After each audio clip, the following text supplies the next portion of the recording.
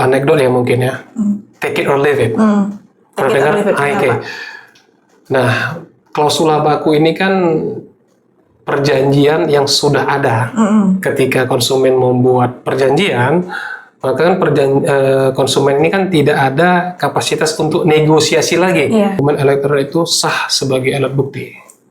Jadi undang-undang sudah melegitimasi ya bahwasannya dokumen elektronik ini adalah sebagai bukti yang sah. Tapi kembali lagi, kekuatan pembuktian itu kan ada di bukti yang asli atau tidak asli ya. Kan pada umumnya itu tidak dikatakan sesuai dengan asli. Karena apa? Karena kan aslinya di dalam handphone kita di mobile banking, dan pada akhirnya kan ya ujung-ujungnya ada pemahaman bahwasanya kita minta validasi dari pihak bank atau kita cetak rekening koran.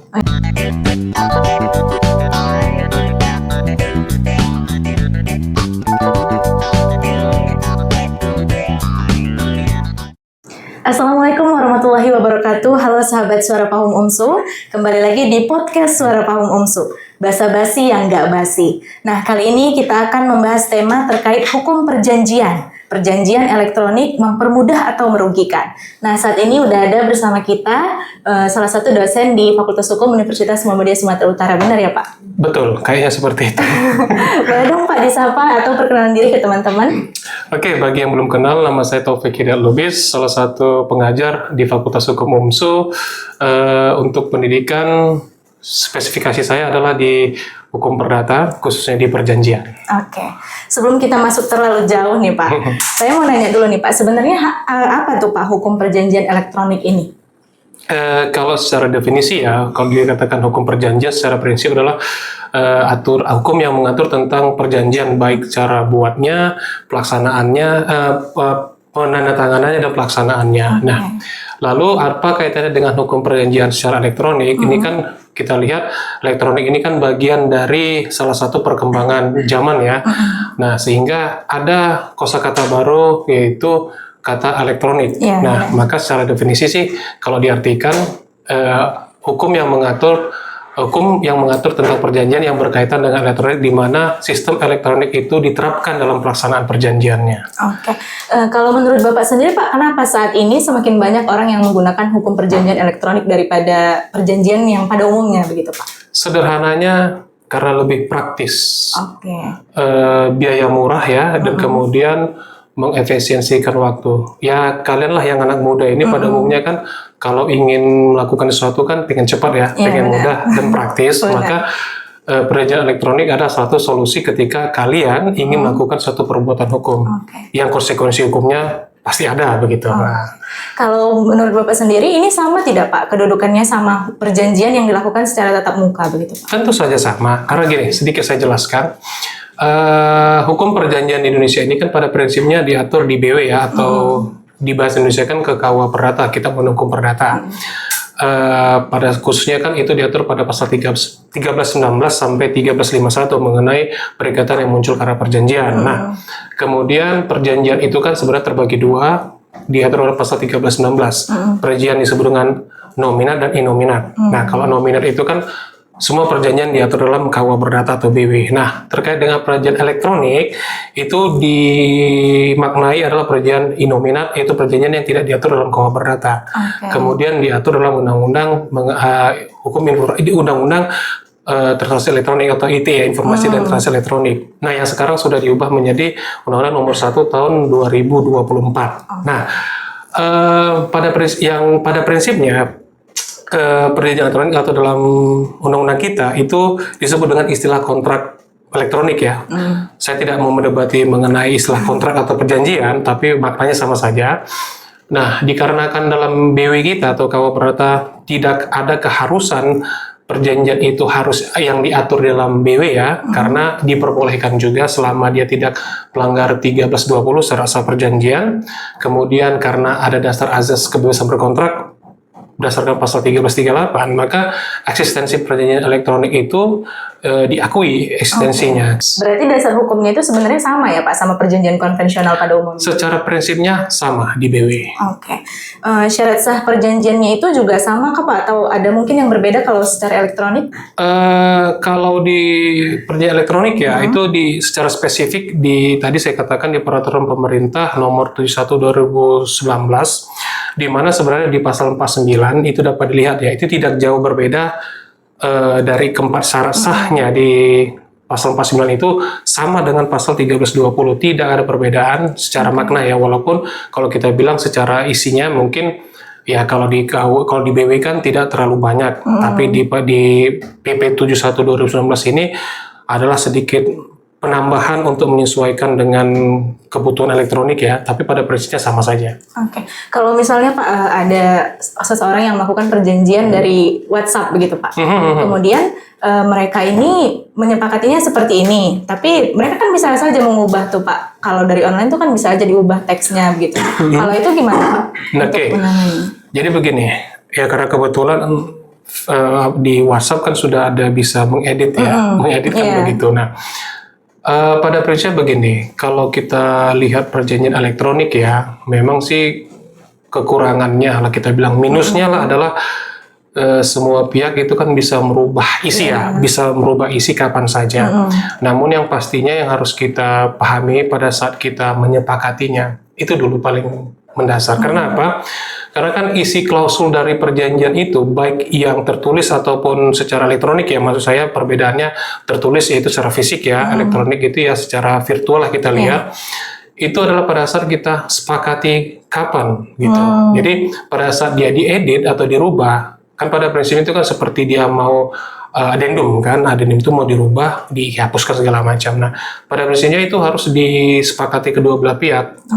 Nah, jadi pada saat bilanglah momentum pada saat kesepakatan itu terjadilah, baik itu mau secara kata setuju, harus saya jelaskan sedikit di PP tahun nomor 71/2019 itu disebutkan begini, kesepakatan itu kalau selama tidak diatur ya, mereka itu bisa mengatur sendiri di dalam kesepakatan itu, atau kesepakatan itu bisa terjadi walaupun tidak ada kesepakatan secara jelas ya, secara lisan atau persetujuan secara elektronik, kesepakatan itu bisa terjadi pada saat salah satu menerima barang objeknya atau telah menggunakan objeknya. Nah, pertanyaannya, kalau kita sudah menyetujui isi dari kesepakatan itu dengan cara yang kita bikin centang lah ya, atau kata-katakan oke, maka sebenarnya perubahan isi klausul itu kan tidaklah bisa mengikat. Karena kalau dirubah oleh salah satu pihak ya, apalagi kan perubahan itu WhatsApp, tadi contoh WhatsApp ya,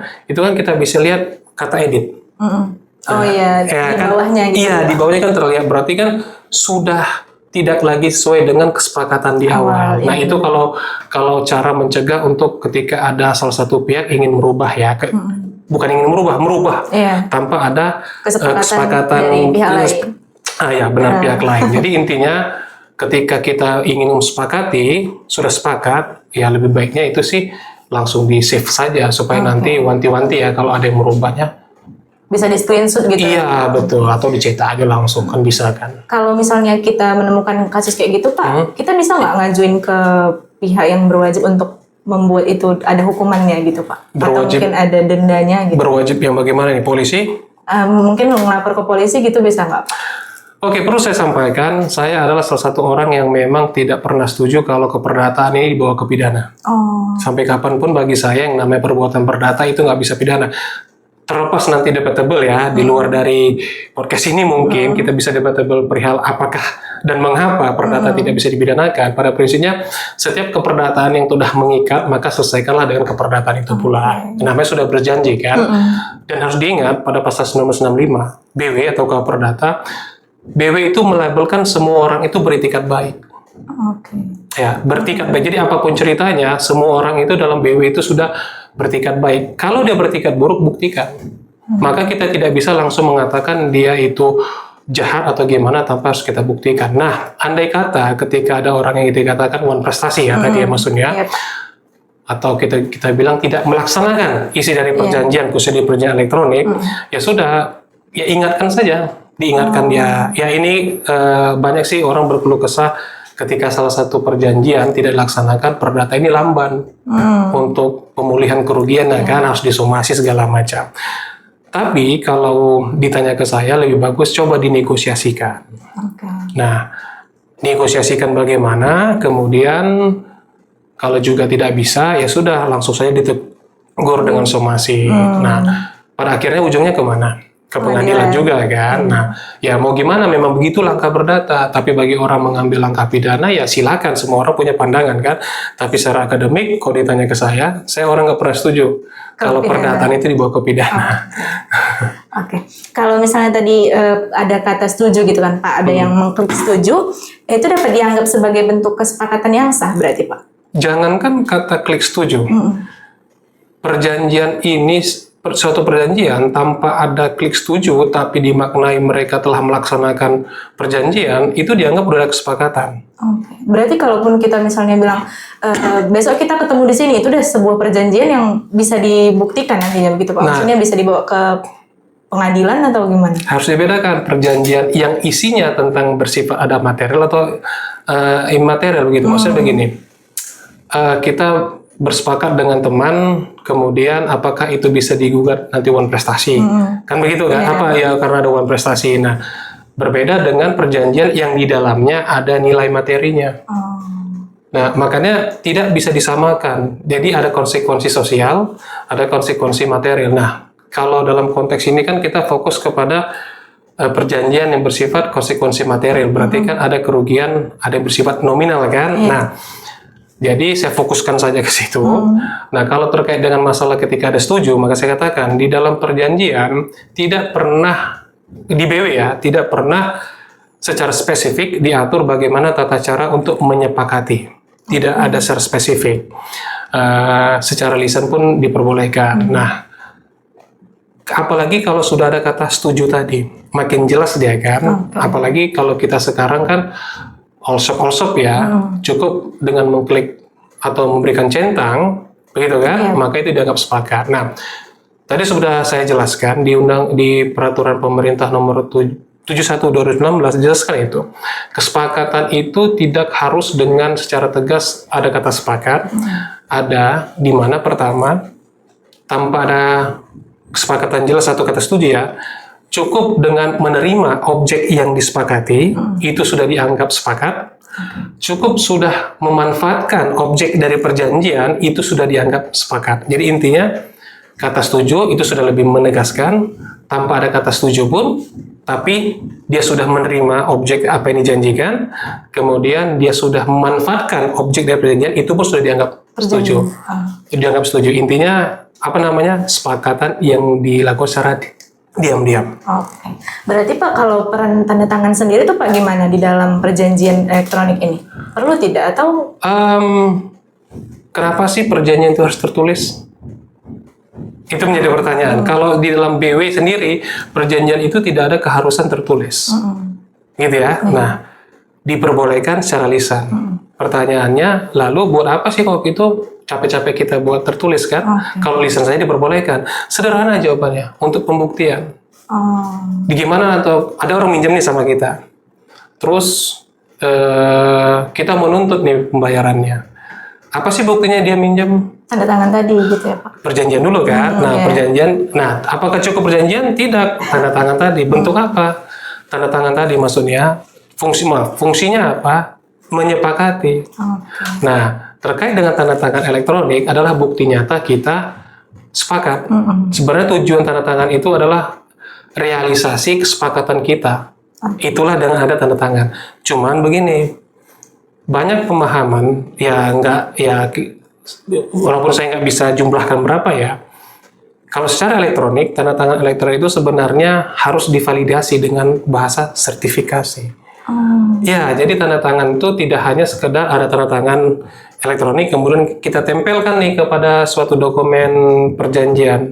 Nggak bisa. Dapatnya begini, perjanjian elektronik itu harus didaftarkan, nomor 3 kata, harus bersertifikasi. Karena apa? Karena begini, tanda tangan itu kan siapa aja kan bisa meniru. Iya, benar. Ya kan? Iya. Nah, contoh saya buat tanda tangan, kemudian saya bikin picture page kan, dengan format JPEG. Ketika ada orang ngirim dokumen kan bisa saya tempelkan saja. Orang lain pun bisa nempelkan juga kan, mengcopy paste kan. Nah, di Undang-Undang Informasi dan Transaksi Elektronik kita, kemudian diperkuat di PP nomor 71 2019, itu disebutkan tanda tangan elektronik itu ada yang bersertifikat dan ada yang tidak bersertifikat. Nah, tujuannya apa? Dua sertifikat dua tanda tangan ini kenapa berbeda? Karena memang tidak semua orang mau membuat sertifikat atas tanda tangan elektroniknya kan. Nah, dan tidak ada kewajiban tanda tangan itu harus bersertifikat. Kan begitu. Nah, terus apa fungsinya bersertifikat? Untuk pembuktian juga. Jadi, kalau dikatakan lebihlah valid tanda tangan yang bersertifikat daripada tidak bersertifikat tanda tangannya ya. Kalau untuk membedakannya itu gimana Pak? Yang bersertifikat dan tidak Pak? Nah, penggunaannya kemudian nanti ada kodenya.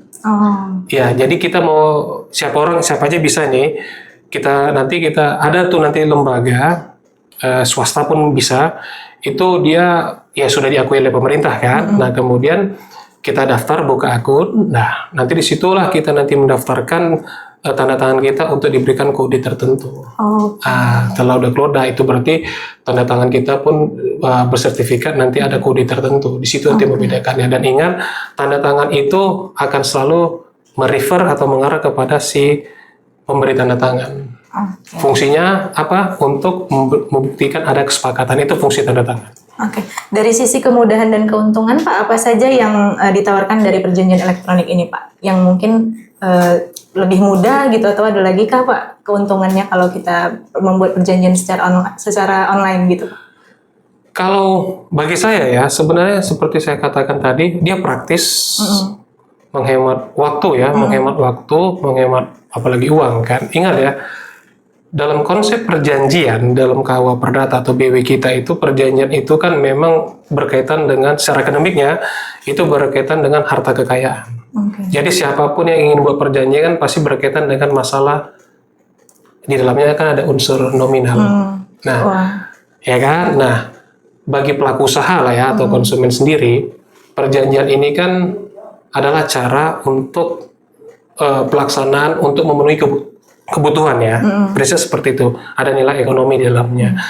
Maka ketika ada nilai ekonomi di dalamnya, maka para pihak kan harus, prinsip utama ya, mengefisiensikan segala apapun termasuk waktu dan biaya. Kan begitu ya.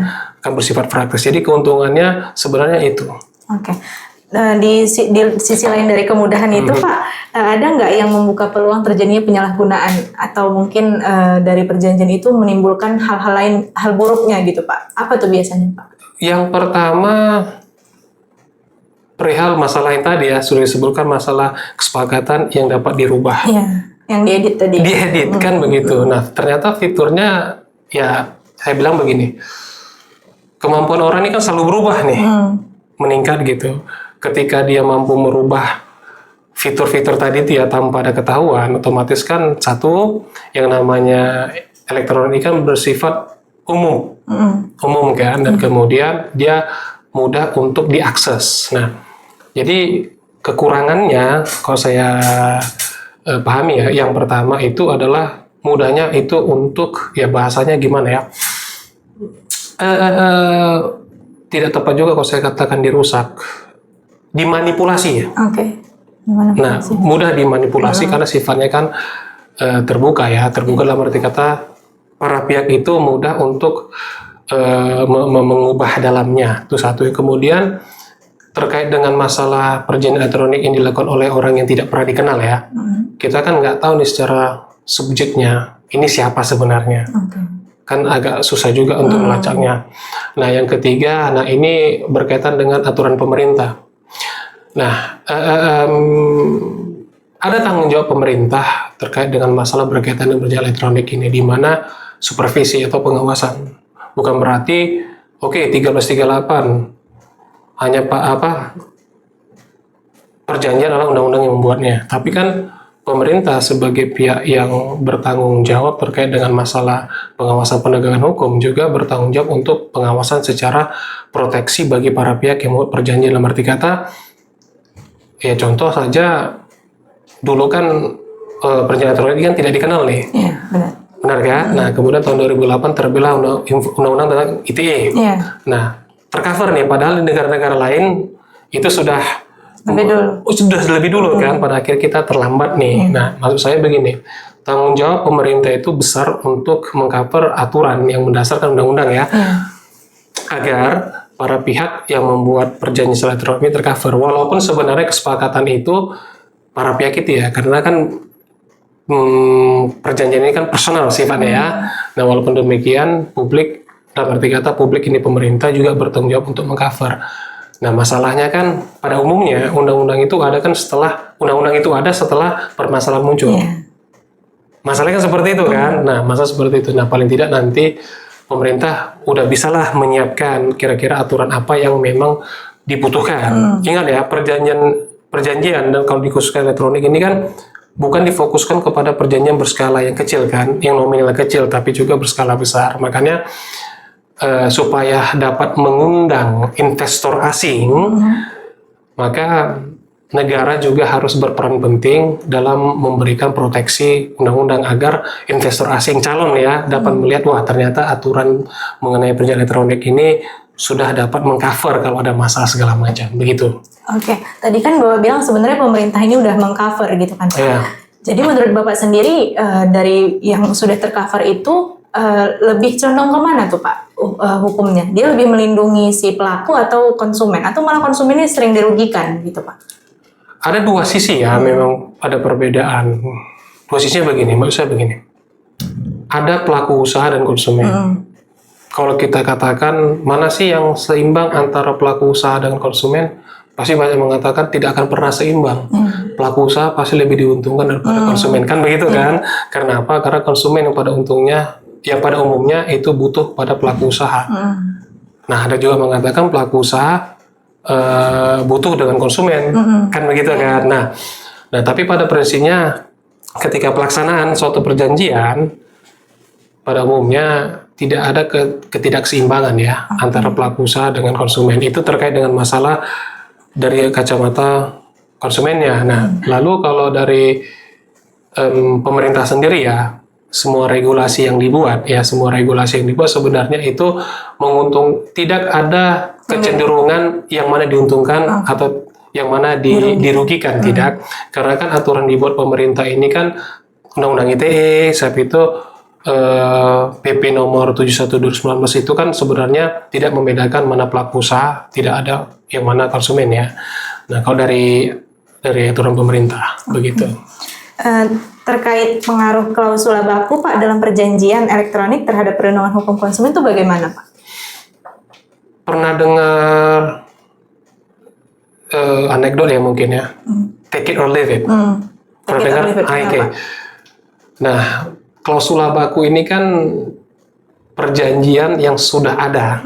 Ketika konsumen membuat perjanjian, maka kan konsumen ini kan tidak ada kapasitas untuk negosiasi lagi dari perjanjian yang dibuat nih, kan begitu ya. Nah, pertanyaannya, konsumen ini mau ambil nggak perjanjian itu?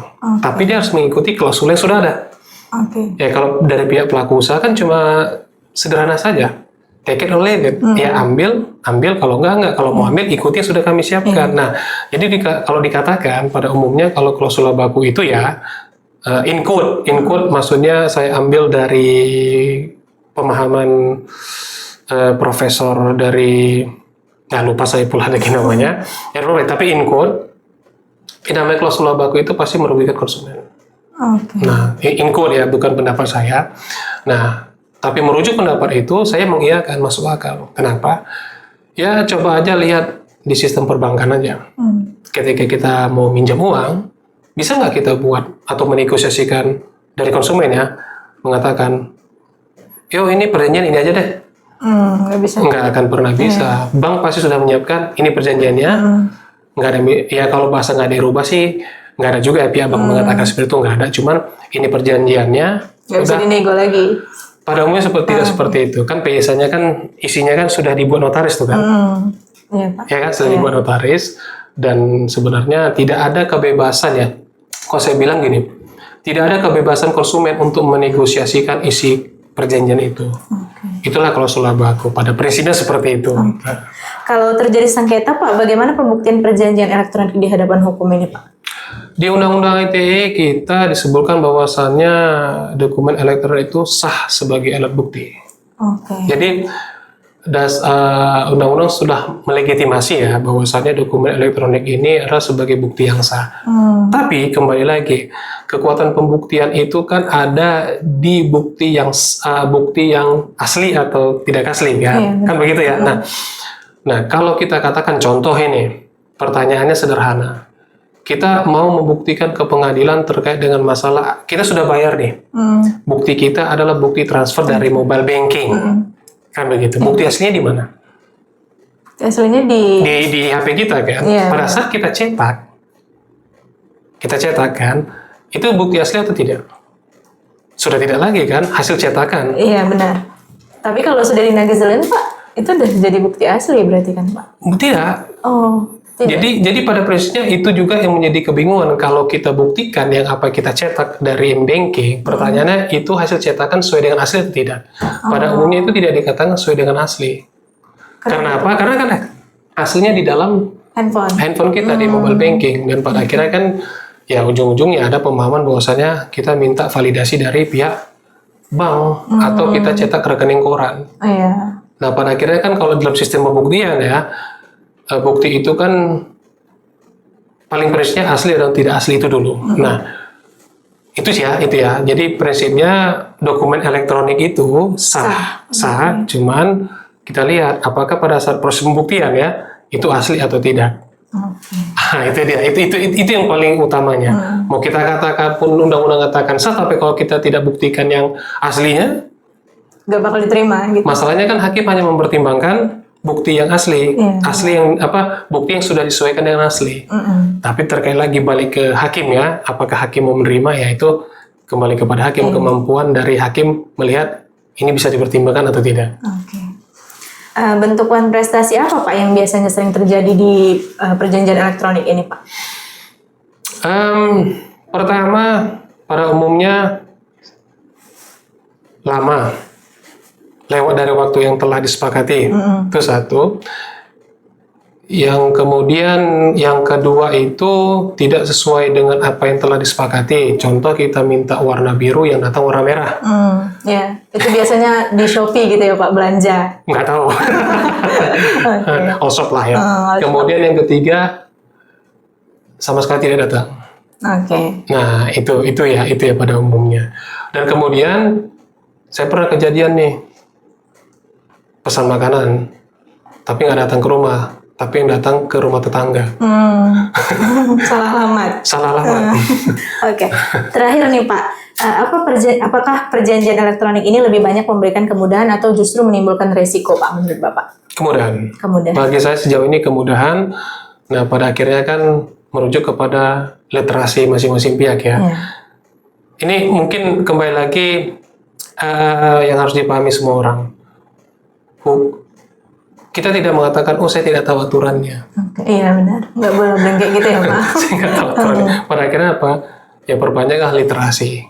Nah begitu. Dan ya pada prinsipnya sih, perjanjian elektronik lebih banyak memberikan kemudahan.